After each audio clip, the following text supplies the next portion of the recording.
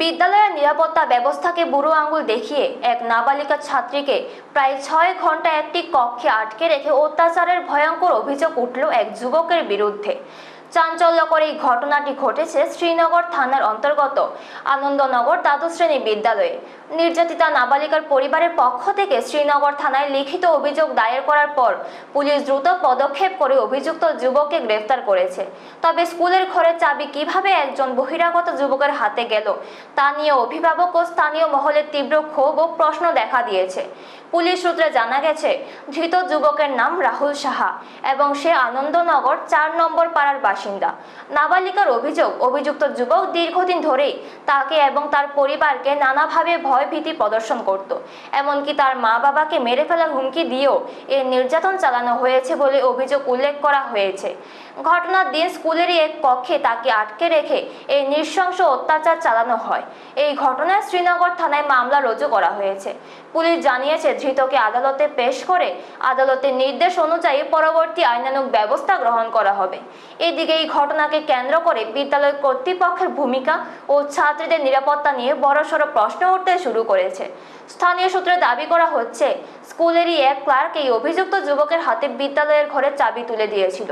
কিভাবে এবং কেন একজন বহিরাগত ব্যক্তির হাতে বিদ্যালয়ের চাবি দেওয়া হলো তা নিয়ে জনমনে নানা প্রশ্ন ও গভীর উদ্বেগ তৈরি হয়েছে। এই ন্যাক্কারজনক ঘটনাকে কেন্দ্র করে গোটা আনন্দনগর এলাকায় ব্যাপক চাঞ্চল্যের সৃষ্টি হয়েছে এবং স্থানীয় বাসিন্দারা তদন্ত শেষ করে প্রকৃত সত্য উদ্ঘাটন ও দোষীদের দৃষ্টান্তমূলক শাস্তির দাবি তুলেছেন। ব্যুরো রিপোর্ট, নিউজ তৎকাল 24। চাবি থাকে মর্নিং এড মাস্টারের কাছে থাকে, আর একটা আমরা গ্রুপ ডি কাছে আছে।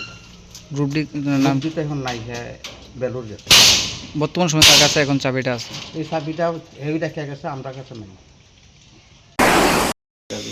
গতকালকে আমার পিসির মোবাইলে কল আর মেসেজ আর ভয়েস করতেছে।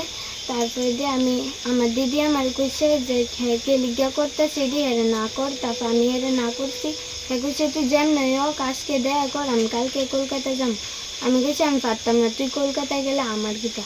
তারপরে হে কইছে তুই পারতি না তো, তোর বাবা রে আর মারে গীতা করি, তুই দিস তোর বাবা যেন কাজ করে যেন আমি চিনি। আমার মার যেই বড় হাত আছে তোরাই তা পারতি না। তারপর আমি কইছি যা তুই কিতা করবি কর, আমার দ্বারা সময় নেই, আমি ফটো বানাইতাম যাম। তারপরে হে কইছে আচ্ছা তুলে রাইখা দি। তারপর রাইখা দিছে। তারপরে হে অটোতে আয়া বুধ নামছে, নাম কইতারি না তো আয়া ছিল আমারে ধরছে আর রাস্তা কইতাছে তোর বাবারে দেখবি, আমি একটা ফোন করলে হইব কিতা করে। তারপর আমি কিছু না থাক পুস্তা করার লাগতো না, আমি যাবো তোমার লোক। তারপর দিয়ে হে আমাদের নিয়ে এসে স্কুলে ঢুকাইছে, স্কুলের মেন গেট দিয়েও।